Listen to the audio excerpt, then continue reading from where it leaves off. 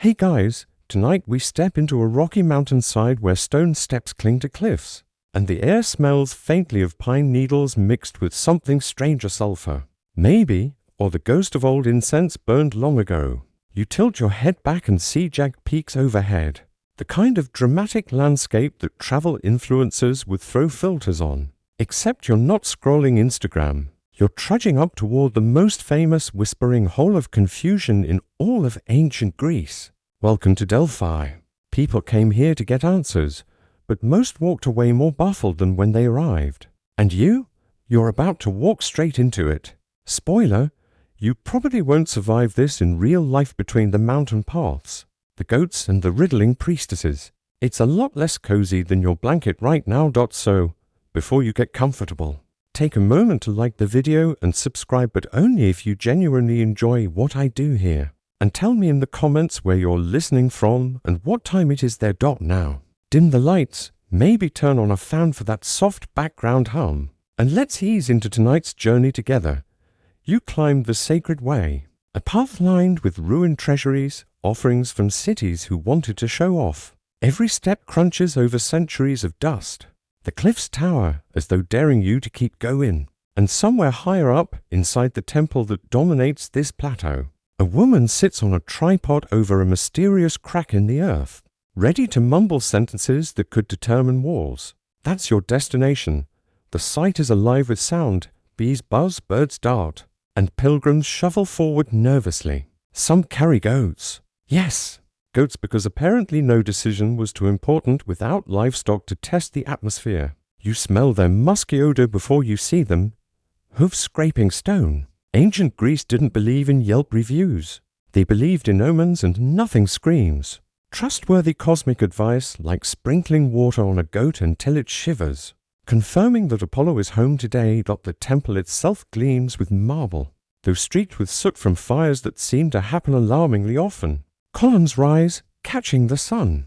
But the real draw isn't architecture, it's that sense of standing at the center of the world. Literally, the Greeks thought Delphi was the omphalos, the navel of the earth. Somewhere in the sanctuary sits a carved stone that looks suspiciously like a decorative cone, but to them it was a cosmic belly button. A holy belly button. Nothing weird about that at all. Inside, the air grows warmer and smells faintly of something sweet and metallic. Priests bustle around, dressed in flowing robes, speaking with the kind of authority that only comes from interpreting ambiguous mutterings, and still managing to get paid. A whisper runs through the crowd. The Pythia is preparing.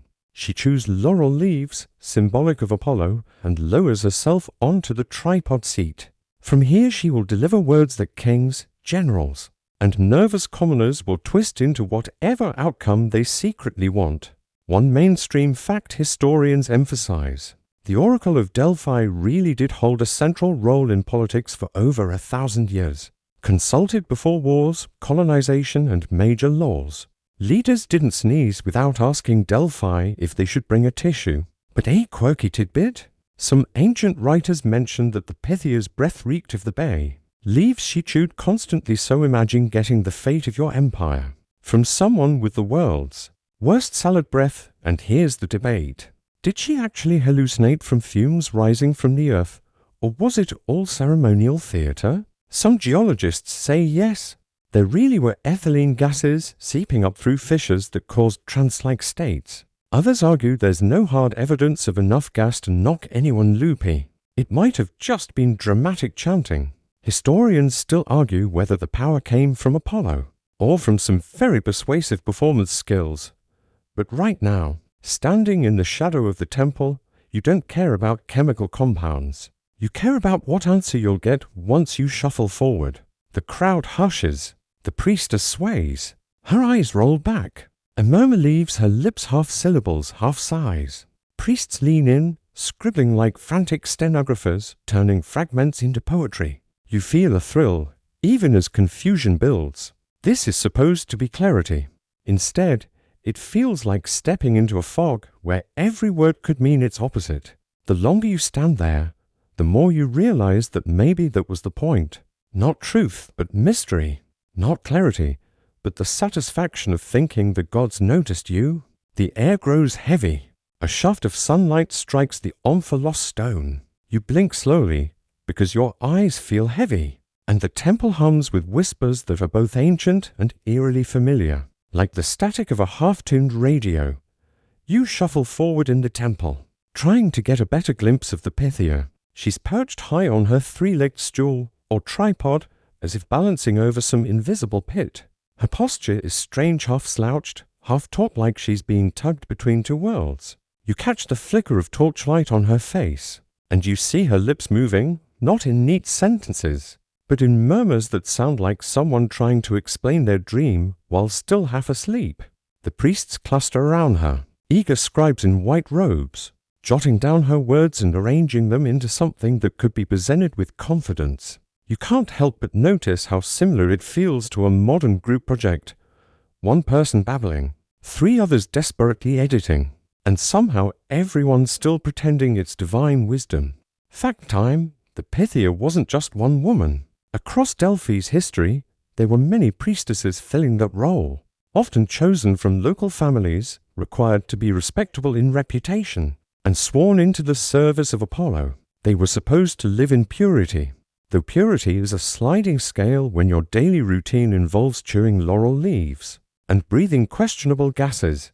A quirky tidbit? Some reports say the Pythia could only prophesy 9 days a year, spaced out across months. Imagine waiting in line for months, traveling across Greece, only to arrive on the wrong day. No refund policy, no rain checks, just a long trip home muttering that maybe the goat you brought wasn't twitchy enough. Scholars still argue whether the Pythia was truly in trance or simply trained in dramatic delivery. Ancient accounts describe her voice changing, sometimes low and booming, sometimes shrill and incomprehensible. Was it possession by Apollo? Was it hysteria induced by fumes? Or was it just excellent acting combined with a crowd willing to believe anything as long as it came? From the right stone temple, you notice the audience around you, kings with stern faces, merchants fingering their coins nervously, farmers who probably pawned a goat just to be here. Everyone leans forward, hoping for clarity, though you can practically taste the irony in the air. The Pythia mumbles, the priests polish her words, and the petitioners nod sagely, pretending to understand. It's like ancient TED Talks, inspirational, confusing, and guaranteed to leave half the audience with the wrong takeaway. The sensory details pile up. You smell smoke from burning offerings, sweet myrrh, sharp frankincense, resinous pine wood. The floor under your sandals is cold marble, yet the air feels feverish, close. The chanting echoes off the columns, mixing with the whisper of wind outside. Somewhere in the crowd, a baby cries and the sound is instantly shushed, because apparently even infants are expected to respect Apollo's sacred drama. And then you notice something else, the Pythia's hands, trembling slightly, gripping the tripod. She looks fragile and ancient, yet at the same time terrifyingly important. Her muttered phrase suddenly grows louder, like a wave cresting. The priests lean in. They exchange glances. One of them steps forward and announces the translation in polished Greek. It's vague. It's poetic. It could mean almost anything. Half the listeners sigh with relief, certain their problem has been solved. The other half frown, certain they just heard their doom. And you're caught in the middle, wondering if confusion is exactly the product on offer. Because here's the secret, the oracle wasn't supposed to give clarity. She was supposed to give authority. A king could say, "The gods approve my plan," even if the words had been riddled with contradictions. Power didn't come from being right. It came from having the oracle's stamp of approval, no matter how crooked the letters. You look again at the Pythia, her lips still moving, her gaze somewhere beyond you. You realize she is less a fortune-teller and more a mirror. Each pilgrim sees what they want reflected back, and in that reflection, decisions are justified. The torchlight flickers. You hear the scrape of sandals as another supplicant steps forward, clutching a tablet with their written question. You already know what will happen. She'll mutter, the priests will polish, and another mortal will walk away convinced the gods spoke directly to them. And you, drifting in the warmth of incense and the hum of ancient chanting, can't help but smile at the thought. Clarity was never the product confusion was. You linger in the temple as the murmurs settle into a rhythm, and your thoughts drift backward further than the chanting, further even than the columns around you. You're reminded that Delphi didn't start as Apollo's playground, before the gleaming marble, before the golden tripods and the shouting priests. This was the domain of an older, earthier goddess. The locals once whispered prayers here not to the sun god, but to Gaia, the earth herself. Imagine a darker, stranger shrine where people brought offerings to the soil and the stones, asking the ancient mother for guidance. It's like Delphi 1.0 less corporate, more primal. You picture it, no grand temple yet, just a rocky hollow where the earth's breath seeped up, and women called oracles sat low to the ground, closer to the dirt than the sky. Their prophecies weren't about conquering Persia or building navies. They were about crops, storms, and whether the goats would keep producing milk. It was as local as weather apps, except sometimes weather apps are actually right. Then, the myth rolls in like thunder. Apollo, shining, arrogant, and always on the lookout for prime real estate, shows up. He doesn't just politely request tenancy, he forces his way in, muscling out Gaia's priestesses with the kind of confidence only an immortal with a bow could have. The story says he wanted Delphi for himself, a perfect seat of prophecy in the center of the world. And so he staged a takeover, cosmic and ruthless, the mainstream historical fact. Greek religion often involved newer gods absorbing or repurposing older local cults. Apollo wasn't the first to stake a claim here, but by the time Athens and Sparta rose to power, he was the face of Delphi, polished and official. The older goddess faded into the background, though you can still catch echoes of her if you know where to listen. The quirky tidbit? Ancient hymn fragments suggest that Apollo may have hired, in a sense, the very same priestesses who once served Gaia. Instead of wiping the slate clean, he kept them on the payroll, now chanting in his honor. It's like a corporate merger where the staff still does the same job, only the logo has changed. And here's the open scholarly debate. Was this takeover a symbolic myth, or did it reflect real tension between rival religious cults? Some argue that Apollo's victory story was propaganda to overwrite female-centered earth worship, with a shiny new male god of order. Others counter that the myths were never meant to erase Gaia, but to fold her into Apollo's orbit. Historians still argue whether Delphi was a hostile takeover or just a rebranding campaign. You picture the scene. Apollo striding in with his bow, sunlight glinting off his hair, priests rewriting the scripts, and local villagers shrugging as if to say, well, I guess it's still prophecy. Just shinier. The laurel trees that grew nearby became his symbol, replacing the earth's rock caves with polished marble. You see the transformation unfold like a time-lapse, rough stone smoothed into columns, wild shrines replaced by orderly temples, smoke rising not from bonfires but from neat braziers, and yet, beneath the marble, the earth is still there, breathing quietly. You feel it under your sandals, that same fissure in the rock that once carried Gaia's voice upward. Maybe Apollo won the branding war, but the ground didn't forget who spoke first. A bird cries overhead, sharp against the silence, and you look out at the cliffs again. The oracle's words now come wrapped in Apollo's authority, but somewhere in the echo, you still hear Gaia's deeper tones, older, rougher, harder to twist into poetry. And you realize confusion didn't start with Apollo. He just put his name on it. The story of Apollo's takeover doesn't stop with smooth rebranding. In the myth, there was a very real tenant at Delphi who wasn't thrilled about being evicted, a colossal serpent, named Python. Yes, Python like the programming language, but this one didn't debug code. It devoured people. You picture its coils slithering around the rocky slopes, scales glinting in the sun. Its hiss echoing like wind through caves. This monster was Gaia's protector, a guardian of the sacred fissure. And then Apollo showed up with all the subtlety of a teenager kicking down the door to claim the family WI-fee. The battle is told in flashes. Apollo, golden bow in hand, striding onto the cliffs. Python, massive, coiled, eyes glowing, perhaps smelling faintly of mildew and dragon breath. The god looses his arrows, shafts of light against writhing darkness. The serpent wriggles, claws at the earth, and finally collapses, its death throes shaking the stones of Delphi. one mainstream historical fact in Greek religion. It was common for new gods to assert dominance by slaying the symbolic monsters of older cults. Killing Python wasn't just pest control. It was mythological justification for Apollo's right to rule Delphi. The death of the serpent cleared the way for his temple and his priestess.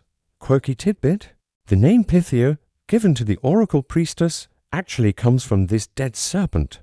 It's like Delphi kept its branding tied to the loser of the battle. Imagine Nike renaming itself Defeated Snaker and still selling out of stock. But the Greeks didn't see it as odd, they saw it as proof Apollo had conquered chaos, leaving his mark forever. And here's the scholarly debate. Did Python represent an actual cult rival to Apollo? Or was it purely myth? Some argue that the monster is a symbol for older Earth worship and female-centered prophecy traditions. Others think it might have come from geological features. Snakes naturally slither around fissures and caves, so perhaps a legend grew from observation. Historians still argue whether Apollo's fight was ever imagined as literal, or simply a story retrofitted to explain why his oracle mattered.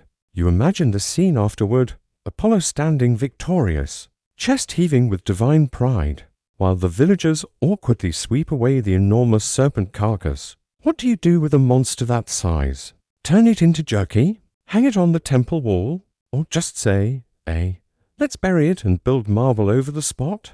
The myths are curiously silent on clean-up details. Still, the death of Python echoes everywhere in the sanctuary. When people call the priestess the Pythia, they're invoking the slain serpent's name every single time they come for guidance. It's as though Apollo couldn't quite erase what came before he had to wear it as a badge. The monster becomes the brand, the slain becomes the symbol, confusion becomes the product. And the irony? You can almost sense that the serpent, silent beneath the ground, is still laughing. Because even with Apollo's victory, the prophecies that come bubbling up from that fissure are no clearer than a hiss in the dark. The air grows warmer as you imagine Delphi not just once but many times over. Because this temple didn't stay the same. It had a very bad habit of catching fire. Not metaphorically actual flames, scorching marble and timber, leaving blackened ruins on the cliffside. The sanctuary you walk through tonight is already a reconstruction, and in fact the ancient Greeks rebuilt it several times, each version claiming to be more glorious, more Apollo-approved than the one before. You almost feel sorry for the masons and sculptors who probably sighed.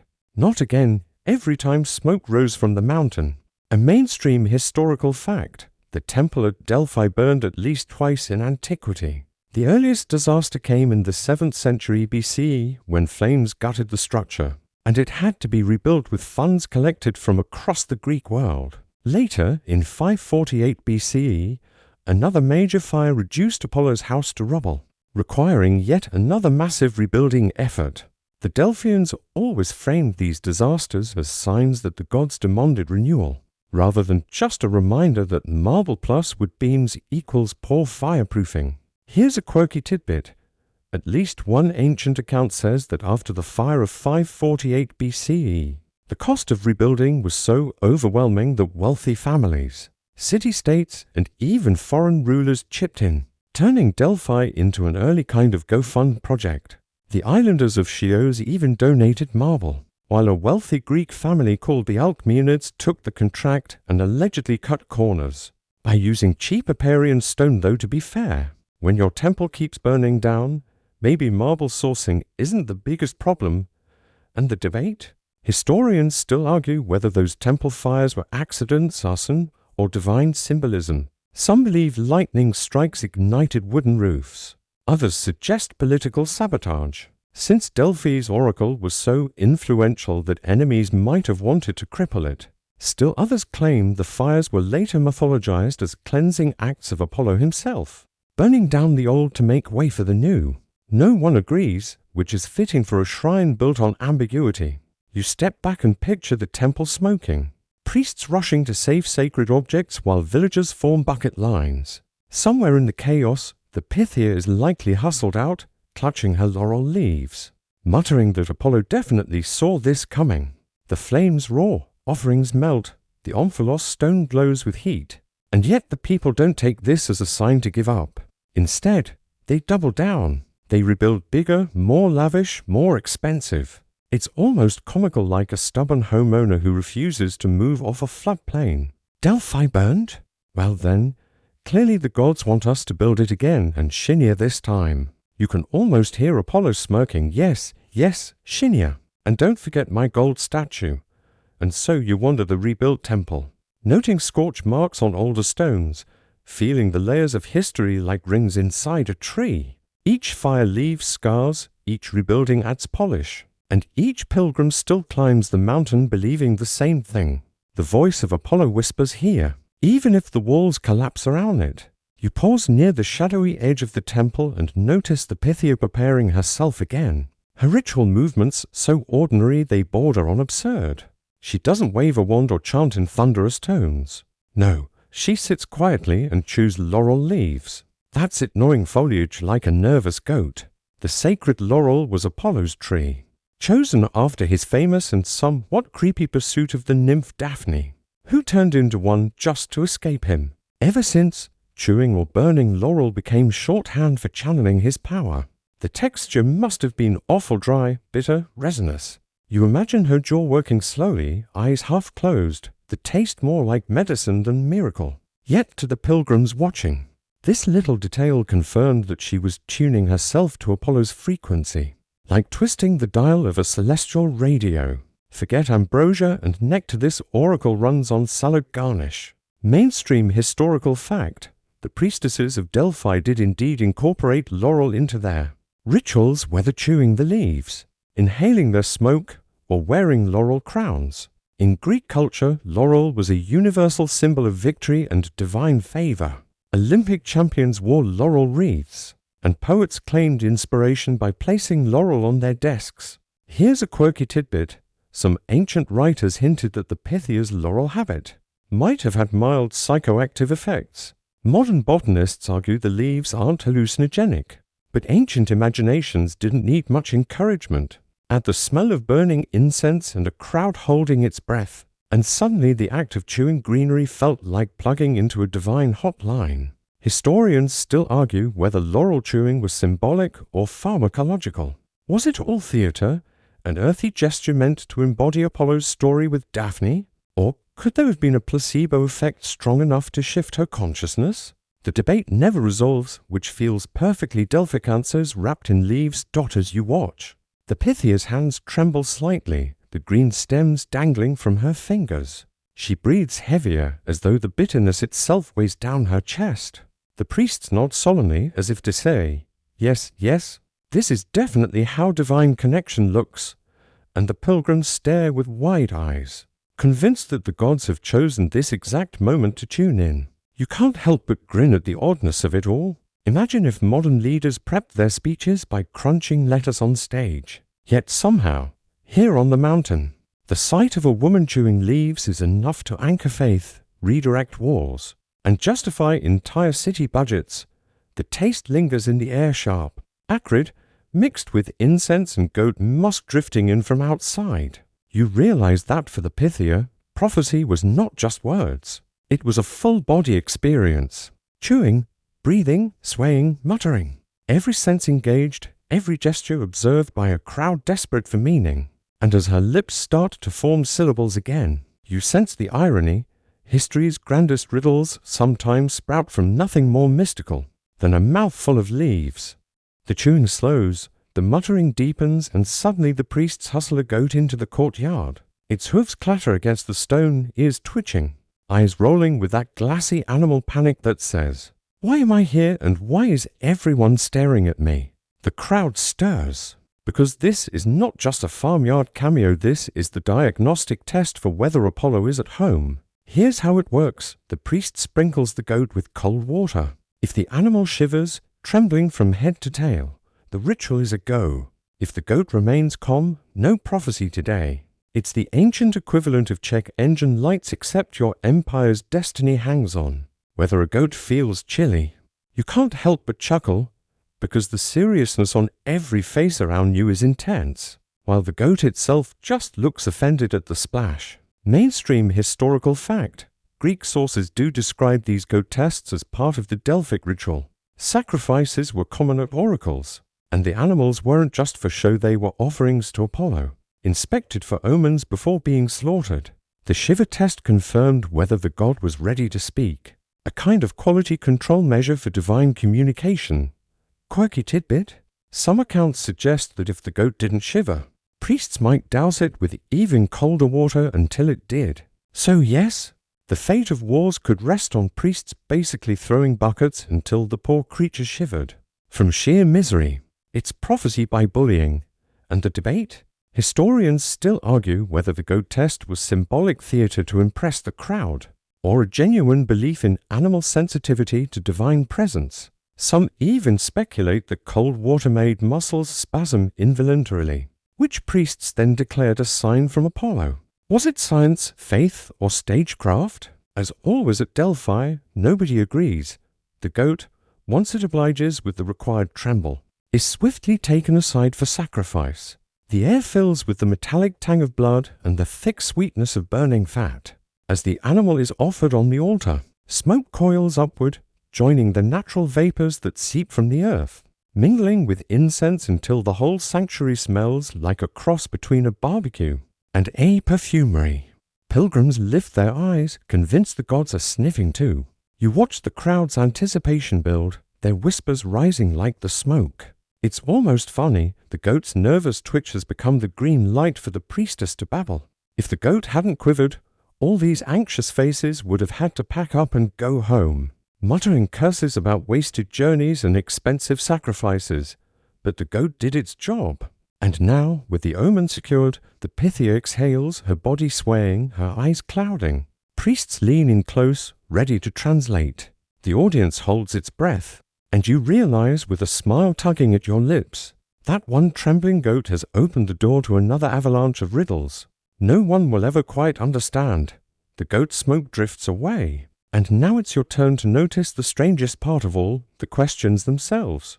Pilgrims don't just walk up and say, "Hey, should I go to war?" No, they spend weeks crafting the wording, twisting their queries into puzzles designed to trap the gods into giving a favorable answer.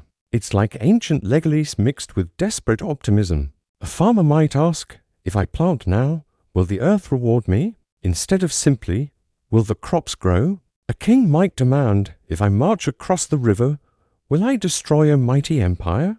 Not mentioning it might be his own. And the Pythia? She obliges by giving back answers even more crooked. Her voice drifts out in half-phrases, mumbles, sighs, riddles. The priests tidy them into something more poetic, handing out ambiguity like fortune cookies without the cookie. Everyone nods as though it makes perfect sense, which is the funniest part. Mainstream historical fact: Delphic responses were almost always ambiguous. Ancient sources emphasize that the oracle rarely gave a straight yes or no. Instead, she couched replies in riddles, metaphors, or conditional phrases. This vagueness allowed the oracle to maintain credibility no matter the outcome. Quirky tidbit: some ancient visitors reportedly brought their own poets along to help decode the riddles afterward, like carrying a personal translator for divine mumbling. Imagine traveling across Greece with your own hype man just to say, what she really meant was. And the scholarly debate? Historians still argue whether the ambiguity was deliberate manipulation by priests, or simply a byproduct of trance speech. Was it carefully engineered so no one could ever prove Apollo wrong? Or was it genuinely the confused babble of an entranced woman? Either way, the result was the same. Everyone left scratching their heads, certain they'd just heard cosmic wisdom. You picture the scene. A general leans in, his question dripping with anxiety, trying to box the gods into approving his campaign. The Pythia sighs something like, "The eagle will soar, but beware the shadow of the hare." The priests scribble furiously, then declaim, "Victory is yours." The general beams, utterly convinced never mind that beware the hare might have meant his soldiers would scatter like rabbits. You realize the brilliance of it. The oracle wasn't there to predict the future. She was there to provide plausible deniability, a divine stamp of authority you could interpret however you liked. If things went well, Apollo blessed you. If things collapsed, well, you misunderstood the riddle. The gods were never wrong, just misunderstood. And as you stand among the crowd, Watching these crooked questions bounce off crooked answers, you can't help but chuckle softly. The whole thing feels like ancient customer service. You get vague responses, they sound official. And somehow you leave with less clarity than before, but more certainty that you're doing the right thing. You shuffle closer, because now the crowd parts for a man dripping with wealth and nerves. His robes shimmer, his crown gleams, and his attendants trail behind carrying gifts like they're unloading a luxury delivery service. This is Croesus, king of Lydia, famous even in your own time for being richer than Croesus. He has come with the kind of swagger only a man who can melt gold into statues and still have spare change could muster. His question, simple enough: should he attack Persia, the rising power next door, or stay home polishing his treasure? He frames it carefully, leaning toward the priests, and the Pythia mumbles her reply. The priests listen, polish, and finally announce the verdict: if Croesus crosses the Halys River, he will destroy a great empire. Croesus grins. That sounds fantastic. He imagines Persian cities crumbling, spoils pouring in, his legacy cemented. He strides away, already drafting victory speeches, mainstream historical fact. Croesus really did consult Delphi before attacking Cyrus the Great of Persia around 547 BCE. Convinced the prophecy meant he would destroy Persia, he marched across the Halys River and promptly destroyed his *** empire instead. His defeat became one of history's classic cautionary tales about ambiguity. Quirky tidbit: Croesus was so wealthy that he reportedly funded entire temple renovations at Delphi, donating golden bowls, statues, and ingots. Some ancient writers hint the priests may have been unusually flattering to him, perhaps softening the oracle's delivery in exchange for all that bling. It's like tipping your waiters so much they start calling you sir before every sentence. And here's the debate: historians still argue whether the oracle's phrasing was truly neutral or if it was manipulated after the fact to save face. Did the priests actually deliver those exact words? Or were they rewritten later to explain Croesus's downfall? Some even suggest Croesus himself exaggerated the prophecy to justify his poor decision-making. The line between divine riddles and political spin has always been fuzzy. You picture Croesus on the battlefield, his golden chariots gleaming, only to watch his armies crumble under Persian might. As his city falls, he must have replayed the oracle's words in his head: you will destroy a great empire. And yes, it was true, just not in the way he'd hoped. It's both tragic and hilarious. Imagine losing everything because you failed a multiple-choice question. The priests didn't lie. They just didn't clarify whose empire would get destroyed. That's the genius of Delphi. They were never wrong, just never specific. The crowd around you murmurs, many recalling the tale, some shaking their heads in pity, others smirking at the king's hubris. You feel the lessons settling in. When you ask a crooked question, don't be surprised when the gods hand you a crooked answer. You barely have time to shake your head at Croesus's disaster when another story rises among the murmurs: the Athenians. Frantic as Persia's armies thundered closer in for 80 BCE, they'd sent envoys up this very mountain, trembling as they asked the oracle how to save their city. The Pythia's first answer? Brutal. Flee to the ends of the earth. Not exactly the pep talk they'd hoped for. Imagine trekking all this way, sweaty and desperate, only to be told, yeah, pack up, you're doomed. The Athenians, stubborn as ever, refused to accept that. They pushed again, begging for anything less depressing. The Pythia swayed, muttered, and the priest spun out another line: trust in the wooden wall. Only that shall not fall. Cue confusion. Did she mean they should literally build a wooden fence around Athens? A picket-fortified city? Maybe a palisade? Or did wooden wall mean their navy of triremes, sleek wooden ships waiting in the harbor? Everyone argued, scratching their heads, squabbling like neighbors fighting over Hoa rules. Mainstream historical fact: many Athenians at first thought the prophecy referred to the wooden palisade around the Acropolis. Some actually fortified the sacred hill with timber, hoping it would stand against Persian fire. Spoiler: it burned. But the mysticals, the clever statesmen, convinced the people the wooden wall meant ships. They evacuated, manned the triremes, and won the decisive Battle of Salamis at sea. The prophecy turned out eerily accurate, just not in the way the literalists had expected. Quirky tidbit: during the evacuation, the Athenians supposedly rescued even their sacred snake mascot, who lived on the Acropolis and was believed to guard the city. When the snake refused to eat its honey cake offering, they took it as a sign it wanted to leave too. Imagine dragging a grumpy reptile onto a trireme as you flee for your life, and the scholarly debate? Historians still argue whether the oracle deliberately used wooden wall as doublespeak to cover both possibilities, or whether the phrasing was later adjusted once Themistocles' interpretation proved right. Did the priests hedge their bets, or was it a lucky coincidence? The ambiguity remains deliciously Delphic. You imagine standing among the Athenians, one group hammering nails into a fence around the Acropolis, another group polishing oars and muttering, "She definitely meant ships." The city splits between fence people and boat people, and when the Persians arrive, the fence burns, the Acropolis falls, but the navy sails into history. You feel the echo of the prophecy even now. Wooden wall to words vague enough to cause panic, argument, and salvation all at once. That was the oracle's genius, to say just enough that you couldn't ignore her, but never so much that you could be sure. You lean against one of the temple's columns, still mulling over the wooden wall, when another tale emerges, this time about the Spartans. Unlike the Athenians with their endless debates, the Spartans weren't really built for riddles. They preferred yes or no, fight or don't fight, eat or don't eat. Subtlety was not their strong suit. Yet even they climbed this mountain to hear the Pythia, and even they walked away scratching their helmeted heads. Before the famous Battle of Thermopylae, the Spartan king Leonidas asked for guidance. The oracle replied with one of those lines that would haunt marble walls forever. Either a great king must fall, or Sparta will be destroyed.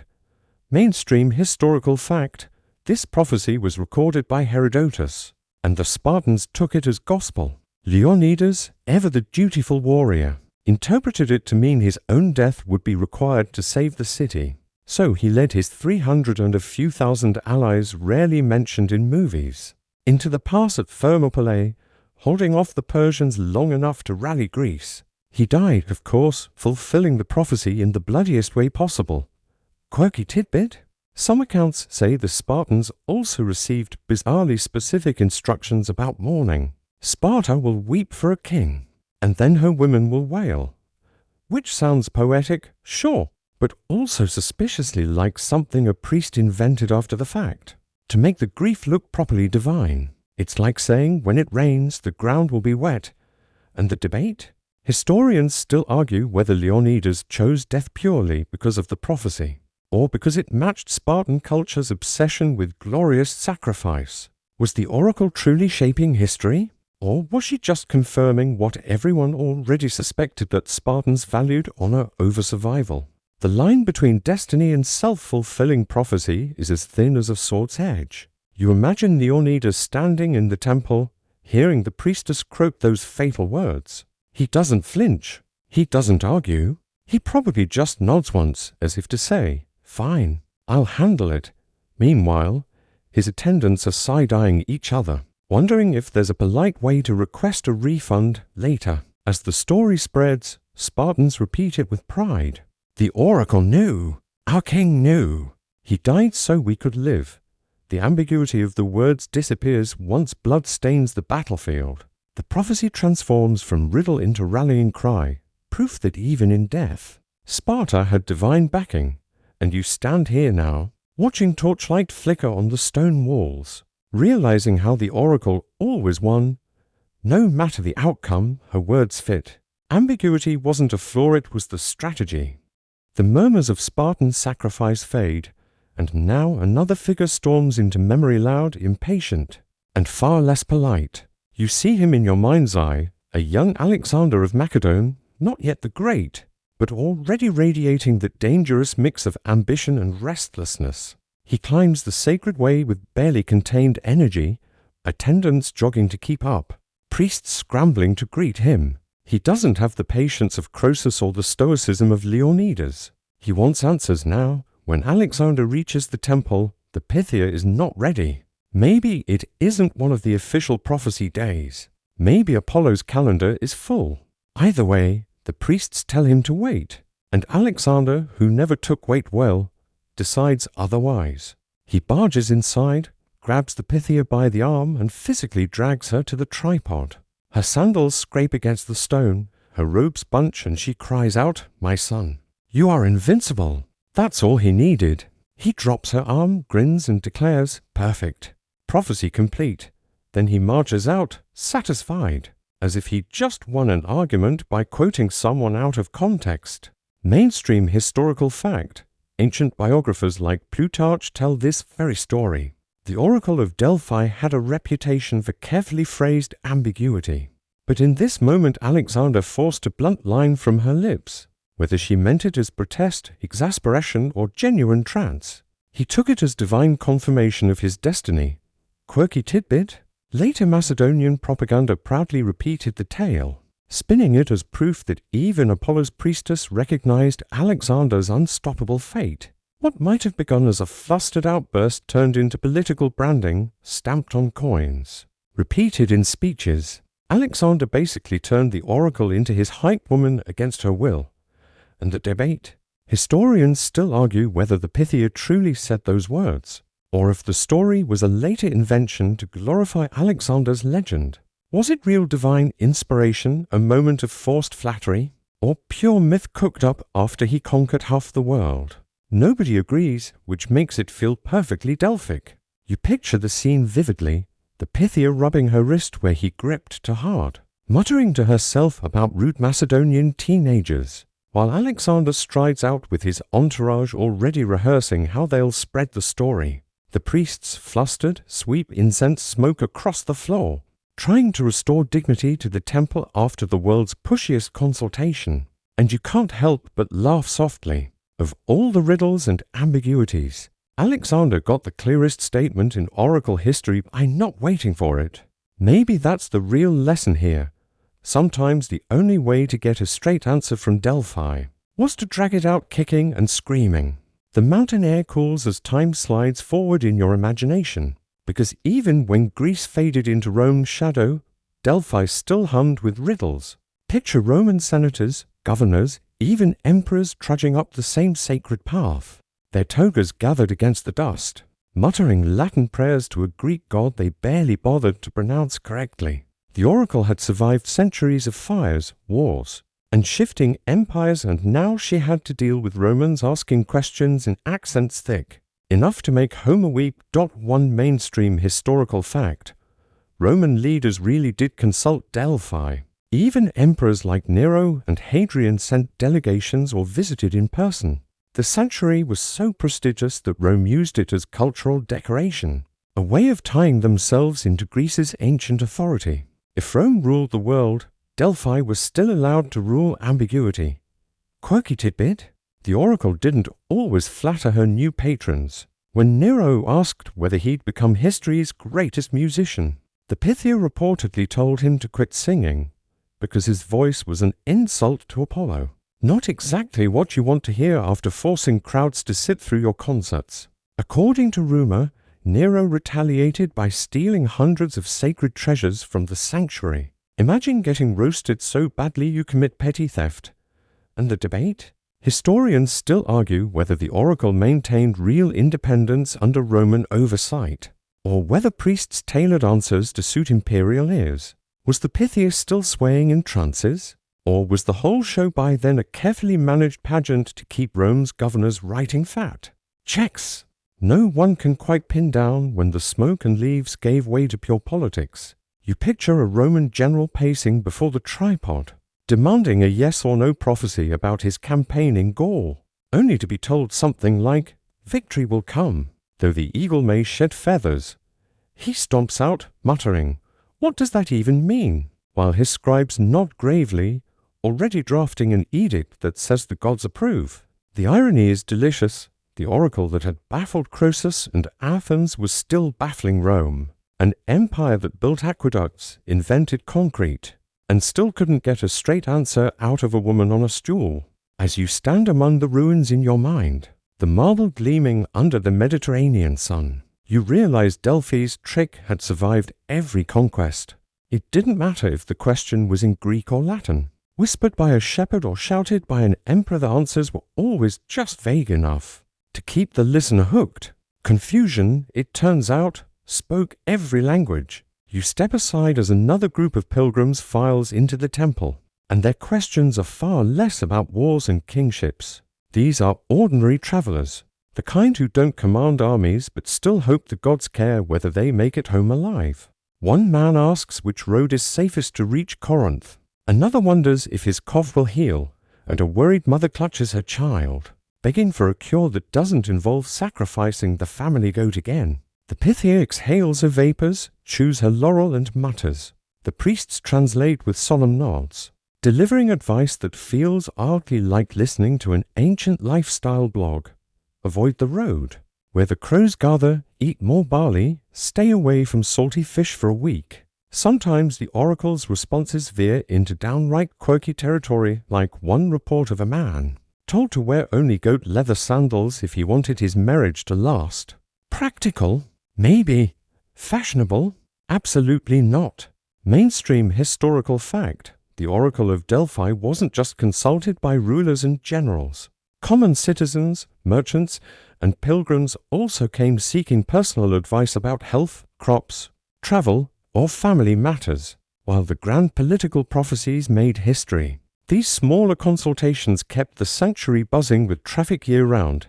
Quirky tidbit: ancient sources mention the Pythia occasionally giving very specific, almost home remedy-like instructions. A traveler might be told to carry certain herbs, or a sick man advised to sleep in a particular grove. Some of these sound like early medical folklore, while others sound suspiciously like filler material when Apollo didn't feel chatty.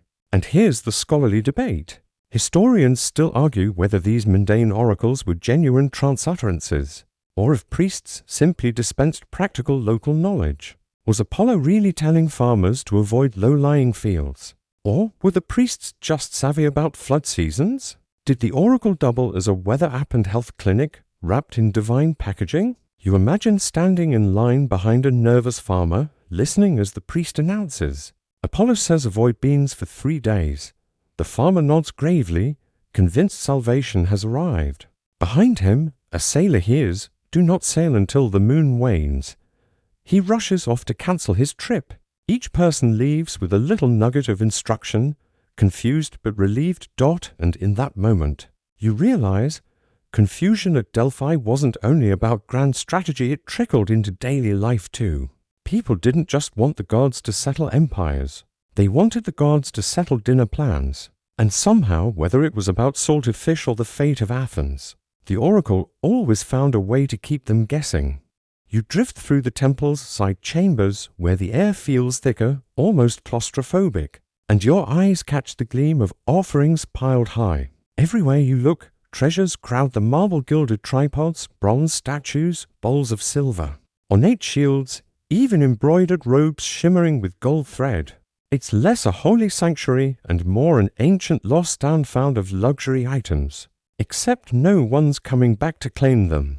These are the bribes of centuries, stacked to the rafters in hopes that Apollo might favor one city over another. Mainstream historical fact: Delphi was astonishingly wealthy. City-states, kings, and foreign rulers sent vast offerings, both as thanks for favorable prophecies and as down payments for good fortune. Archaeological digs have uncovered treasures from Egypt, Lydia, Persia, and countless Greek palaces. The treasuries along the sacred way were literal small buildings crammed with gifts from different cities, like competitive showrooms of devotion. Quirky tidbit: some gifts were bizarrely impractical. One city sent a massive golden statue shaped like a palm tree. Another offered a gigantic bronze serpent column later shipped to Constantinople. Croesus, that overconfident king of Lydia, once gifted a golden lion that weighed over 150 kilograms, basically a blinged-out zoo animal for Apollo. Imagine being the poor mule tasked with hauling that up a mountain.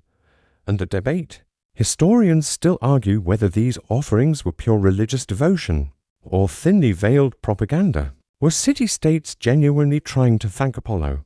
Or were they flexing wealth in front of their rivals? The line between piety and advertising has always been blurry, and Delphi's treasure piles may have been less about faith and more about international PR. You wander between the offerings, imagining the whispers they carry. Each gleaming bowl says, * our city is richer than yours. * each colossal statue insists. * our gods favor us more than you. * the sanctuary glitters with rivalry disguised as devotion. It must have dazzled pilgrims as much as the prophecies themselves. And yet, you notice the clutter. Marble lions jostle for space with bronze cauldrons. Jewels collect dust beside cracked amphorae. Some of it looks neglected, as though Apollo couldn't possibly keep up with his mailroom. You can't help but imagine the god of prophecy tripping over an overstuffed golden palm tree, on his way to grant wisdom still. The sheer volume of treasure tells its own prophecy. Confusion sells. Every vague answer turned into gold. Every ambiguous riddle paved another treasury. The oracle didn't just shape wars and politics. She turned bewilderment into one of the most profitable enterprises in the ancient world. The treasures shimmer in your memory, but then your gaze lifts toward the temple walls, where words rather than gold once held sway. Carved into the stone were the * Delphic maxims *. Short phrases so blunt they almost feel like slogans slapped on a self-help poster. Know yourself, nothing in excess. Make a pledge and ruin is near. You imagine pilgrims squinting at the inscriptions, hoping for wisdom, and walking away with something that sounds suspiciously like common sense. Mainstream historical fact, these Delphic maxims were real, attributed to the 7 sages of Greece, a group of early wise men who supposedly inscribed them at Apollo's temple. They weren't long prophecies or complex poems, just neat one-liners, probably intended as guiding principles for daily life. The most famous, Know Yourself, has echoed through philosophy for centuries, influencing everyone from Socrates to modern therapists with inspirational posters. Quirky tidbit: there were said to be as many as 147 of these maxims, though only a handful became famous. Some are hilariously mundane. Control your tongue, respect old age, don't loaf. Imagine trekking across Greece, climbing the sacred way, only to be told, don't loaf. It's like a divine mom reminding you to finish your chores. And the debate? Historians still argue whether these phrases were genuine divine commandments, or simply community values polished up and attributed to Apollo for authority. Were they carved to inspire spiritual reflection? Or were they more like an ancient version of government-approved motivational posters? The ambiguity between sacred law and practical advice is, fittingly, Delphic. You picture a Spartan warrior glaring at the inscription "Nothing in excess," while polishing his 5th spear and flexing his 6th bicep, or a wealthy Athenian frowning at Know Yourself, as if wondering whether self-awareness might interfere with his wine budget. Everyone claimed to respect the sayings, but living by them? That's another story. Still, the slogans had power. They anchored Delphi's aura, giving the sanctuary an air of timeless wisdom. When the Pythia's mutterings grew too tangled to untangle, people could fall back on the neat, chiseled truths staring them in the face. Know yourself. Simple, sharp, impossible to misunderstand though. Ironically, most ignored it anyway. You run your hand across the imagined stone, feeling the shallow grooves of those words. They've survived longer than empires, wars, or even the Pythia's own voice. And in their simplicity, you sense the oracle's greatest trick, confusing answers for big questions, but absolute clarity for the little ones. You leave the shadow of the maxims and step into the sunshine outside, where the sacred way winds back down the slope. The air hums with voices, sandals scraping, donkeys braying, and the endless shuffle of pilgrims climbing toward prophecy. It feels less like a solemn holy site and more like a crowded tourist attraction, because that's exactly what it was. The road is jammed with people, farmers in dusty tunics, merchants balancing baskets, foreign envoys decked out in embroidered robes. Some carry offerings wrapped in cloth, others lug miniature statues on poles. The smell of roasted meat drifts from campfires, blending with incense and sweat. Children chase each other round columns, while priests shout for silence and order. If you squint, you could almost mistake it for a theme park line, minus the cotton candy and with significantly more goats. Mainstream historical fact: Delphi truly was a pan-Hellenic hub. People came from every corner of Greece and beyond to consult the oracle, pay homage to Apollo, or simply see the famous sanctuary. Pilgrimage traffic made Delphi one of the busiest crossroads of the ancient Mediterranean, drawing traders, travelers, and storytellers along with worshippers. Quirky tidbit: ancient writers complain about the crowding, noting that waiting for your turn with the oracle could take days. Inns sprang up around the site, filled with gossiping pilgrims swapping half-remembered prophecies. Some visitors treated the trip less like a religious duty and more like a holiday, strolling through treasuries and gawking at statues. Delphi was basically an early tourist economy. And the debate? Historians still argue whether the oracle's prestige came more from her actual prophecies, or from Delphi's role as a cultural gathering place. Was it the riddles that kept people climbing the sacred way, or was it the chance to mingle, trade, and brag about having been there? Some scholars argue that Delphi's real power was less about the gods and more about community. You imagine yourself caught in the throng, bumping elbows with a Corinthian merchant and nearly stepping on a Spartan spear. A poet nearby recites lines for spare coins, while an old woman hawks trinkets that she swears are blessed by Apollo himself. Every face glows with the same anticipation. By the end of the day, they'll have a riddle to take home, something to brag about at the local agrodot, and as the crowd swells around you, you realize that the oracle's confusion wasn't just a product, it was a shared experience. Pilgrims left baffled but bonded, united by the strange comfort of hearing the same muddled voice in the same smoky temple. In their confusion, they found community. The chatter of the crowd fades as you drift toward a quieter corner of the sanctuary, where not everyone is nodding in reverence. A cluster of philosophers leans against a column, arms folded, faces full of skepticism. They've made the climb, yes, but not for answers. They've come to observe, analyze, and, let's be honest, complain. One of them mutters that the Pythia's words sound suspiciously like drunken poetry. Another points out that if Apollo truly wanted to be clear, he wouldn't need laurel leaves, goat shivers, and smoke-filled caves to get his point across. A third sighs that maybe people just hear what they want to hear anyway. Their tone is equal parts exasperated and amused, like professors stuck grading essays they know were written at 3 mainstream historical fact. Skeptics of the oracle existed even in antiquity. Philosophers like Xenophanes and Heraclitus criticized prophecy as vague performance, while later rationalists suggested the Pythia's trances were simply natural phenomena, not divine possession. Not everyone in Greece bought the mystique. Quirky tidbit: some philosophers joked that if the oracle really knew the future, she'd be rich from winning every chariot race or dice game. Instead, she sat chewing leaves while everyone else got confused. It was an ancient version of, if you're so smart, why aren't you running the empire? And here's the debate. Historians still argue how widespread skepticism actually was. Were the doubters a loud minority among intellectual elites? Or was doubt a common reaction that just rarely made it into the records? Some suggest skepticism coexisted with belief. People questioned the oracle but still paid her, much like modern folks reading horoscopes just in case.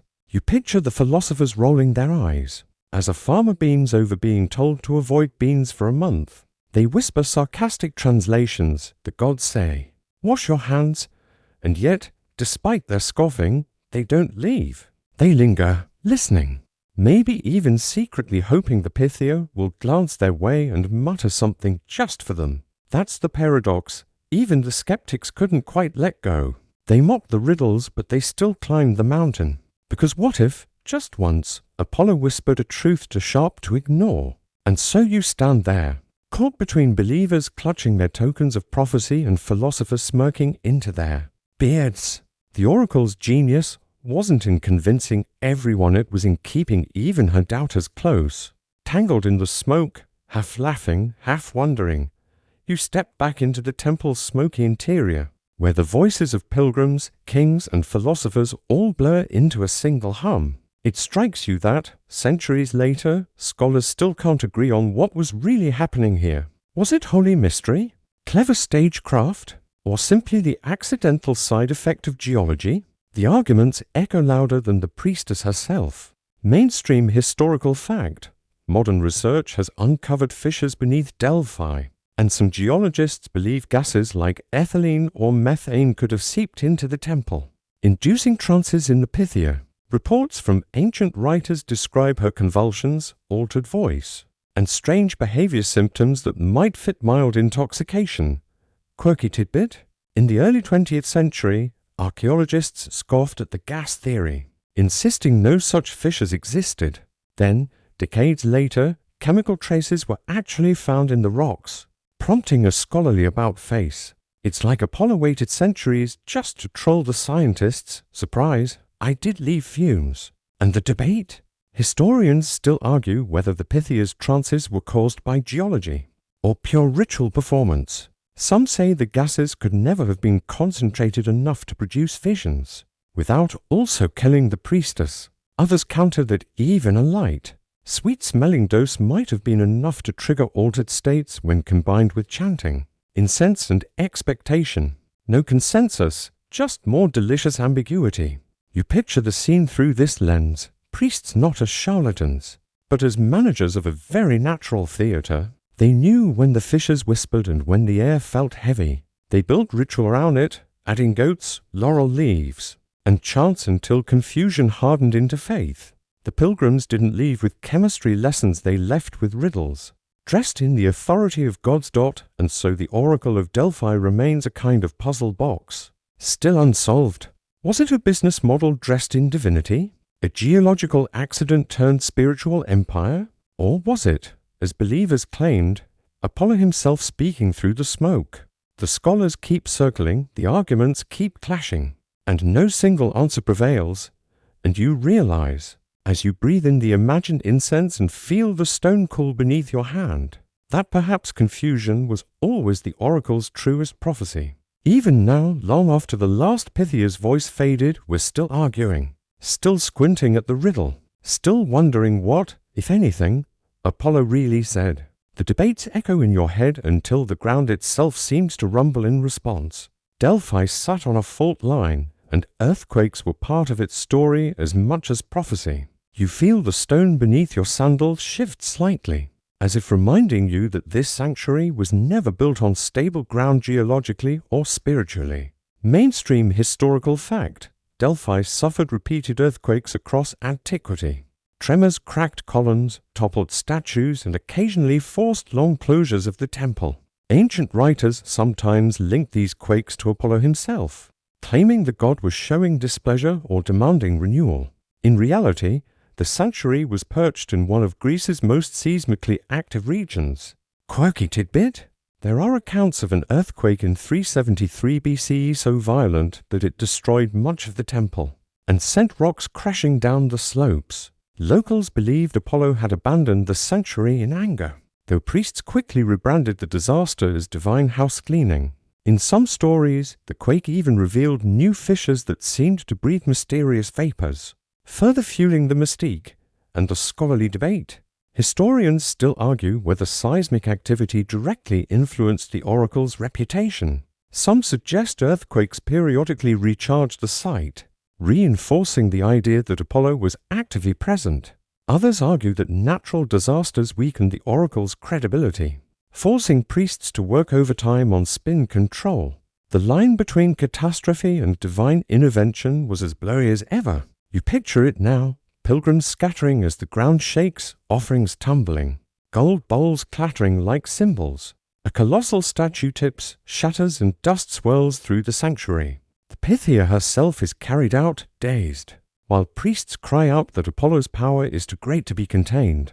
The air fills with panic, but also as if confusion itself has cracked the earth wide open. Later, the survivors rebuild, stronger, shinier, more determined than ever. Just as with fire, the destruction becomes proof of the god's presence, not his absence. You sense the irony every time the earth rebelled. Delphi turned disaster into marketing.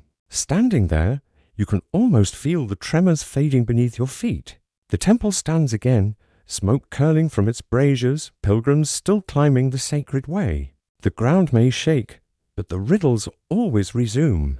The tremors fade, centuries roll forward, and the world changes around the temple. The Romans, once eager clients, tighten their grip. By the 4th century CE, emperors no longer see the oracle as a sacred institution, but as a political nuisance. The age of riddles is giving way to the age of decrees, and the gods themselves are being legislated out of office. Mainstream historical fact: Emperor Theodosius I, in the late 4th century CE, issued edicts banning pagan practices. By his reign, Christianity was rising as the empire's dominant faith, and sanctuaries like Delphi were systematically shut down. The oracle, which had confused kings and guided wars for over a millennium, simply stopped speaking. Quirky tidbit: there's a famous anecdote about Emperor Julian known as the Apostate, because he tried to revive paganism consulting Delphi only to be told, "Tell the king the fair hall has fallen. Phoebus has no dwelling, no prophetic laurel, no singing spring. The water of speech has dried up, if true." It's one of the most poetic resignation letters in history.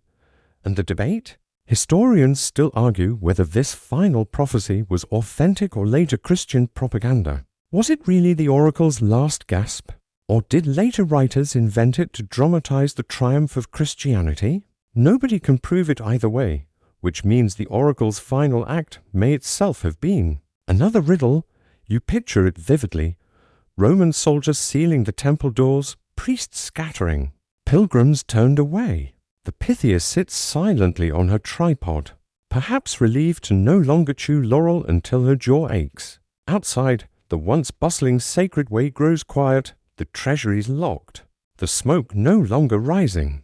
The god Apollo, once thunderous in presence, now retreats into myth, and yet there's an eerie beauty in the silence. For centuries, the oracle thrived on ambiguity, never giving straight answers. And in the end, her silence is the most ambiguous response of all. Was it defeat, or simply rest? Closure, or just another unfinished sentence? The last words fade into history like the final, confusing sigh of Apollo's breath. The temple is hushed, its fire's gone cold. But the story doesn't stop with Apollo's silence. New voices echo in the ruins' chants, hymns, the slow cadence of Christian bishops moving in where the Pythia once swayed. Statues topple, altars are dismantled, and the symbols of Apollo are carted away or smashed to rubble. A cross rises where smoke once curled from fissures, and the god of prophecy is replaced by a god of scripture. Mainstream historical fact: as Christianity spread through the Roman Empire, pagan sanctuaries like Delphi were systematically converted, abandoned, or destroyed. By the 5th century CE, bishops held authority in the region, and the site's old rituals were forbidden. Apollo's sanctuary became just another set of stones folded into the Christian world. Quirky tidbit: some local legends claim that when Christians smashed the sacred omphalos stone, the nave of the world, they carved crosses into the fragments and reused them in churches. Imagine carrying a piece of the earth's belly button into Sunday service, repurposed as holy decor. And the scholarly debate? Historians still argue whether this transition was peaceful assimilation or violent suppression. Some evidence suggests local populations had already stopped visiting by the time bishops claimed the site. Others point to scattered records of temples looted and priestesses driven out.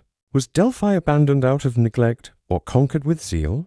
The truth, predictably, remains foggy. You picture monks chanting psalms in the half-collapsed temple, their voices echoing against Apollo's scorched columns. Where pilgrims once carried goats and gold, villagers now carry icons and bread for the Eucharist.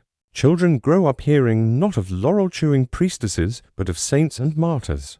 The confusion doesn't vanish, it just changes costumes, and still, in the stone foundations, something lingers. The old fissures remain, the mountain still breathes faintly beneath. Perhaps the villagers hear the occasional hiss of escaping gas and mutter that it's just the wind. Or perhaps they pause, uneasy, as if Apollo's silence is not quite as complete as the bishops claim. The centuries tumble past, and the sacred fire is long extinguished. Grass grows where pilgrims once crowded, and shepherds lead goats across the abandoned stones without irony. Yet Delphi never vanishes entirely. Travelers from far-off lands stumble upon its ruins, struck dumb by broken columns gleaming in the sun. Poets and wanderers scratch verses into their journals, marveling that a place once considered the center of the world now lies quiet, scattered like a dropped puzzle. Mainstream historical fact: during the Renaissance and early modern period, Delphi's ruins fascinated European travelers. Explorers and scholars recorded the crumbling treasuries, fallen statues, and half-buried inscriptions. Some locals even lived among the ruins, building houses directly over ancient foundations, unaware or perhaps unconcerned that they were treading on Apollo's old stage.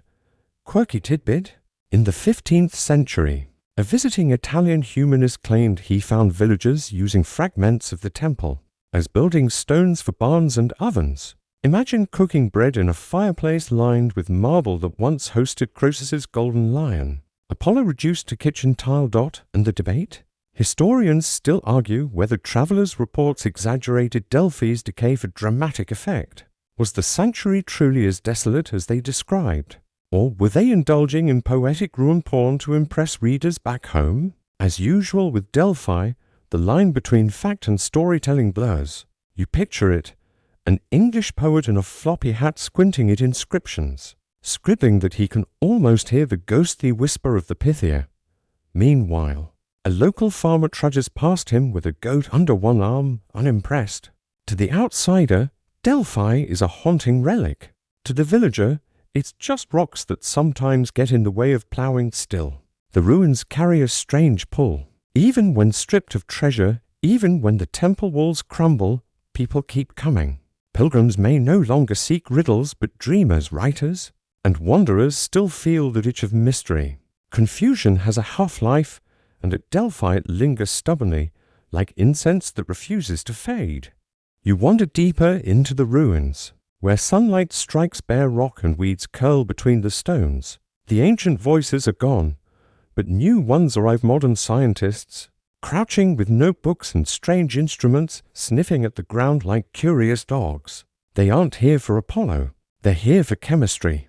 If the Pythia swayed and muttered for centuries, maybe the Earth itself had something to say. Mainstream historical fact: in the late 20th century, geologists discovered fissures beneath Delphi releasing small amounts of ethylene and methane gas. Ethylene, in particular, is known to produce feelings of euphoria and mild hallucinations at low doses. The discovery gave weight to ancient accounts describing the Pythia as dazed, trembling, and speaking in altered voices. Quirky tidbit: one research team actually scraped mineral deposits from the temple floor and found traces of petrochemicals still clinging there after thousands of years. Imagine scientists crouched in the dust, gleeful because a smudge on a rock might explain centuries of prophecy. They practically high-fived the ghost of Apollo. And the debate? Historians and scientists still argue whether the gases were strong enough to cause trances, without also suffocating the priestess. Some insist the geology fits perfectly, others argue the evidence is too thin, and still others claim the entire oracle was theatrical performance with no chemical boost required. Once again, Delphi refuses to give a straight answer even to modern lab coats. You picture it vividly: scientists in khakis and hiking boots kneeling where kings once bowed, setting up sensors, jotting data, muttering.